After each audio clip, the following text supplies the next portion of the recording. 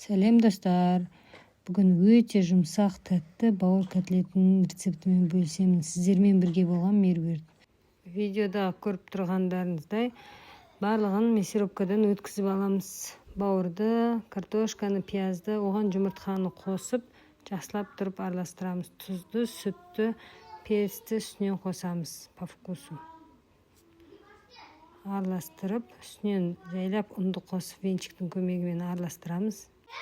Ұнымызды қосып, жақсылап тұрып араластырып аламыз. Барлығы біркелкі масса шыққан кезде қызып тұрған сковородкамызға, не болмаса менде грильница, осындайға майды жағып, үстіне қасықпен котлеттің формасын формировать етіп саламыз. Оны екі жақтан жақсылап тұрып, қызартып тұрып, қуырып аламыз. Сіздерде грильница болмаса, сковородканың үстіне май құйып, осылай қуырып алсаңыздар болады. Бауырды қуырып алғаннан кейін духовканың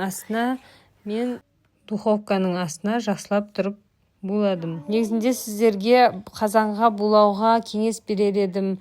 Кастрюльге барлық котлеттерді салып алып, үстіне 1 стакан су қойып, 15 минутта осылай буласаңыздар да жақсы болады. Ас болсын сіздерге. Өте дәмді жұмсақ котлеттер болып шығады.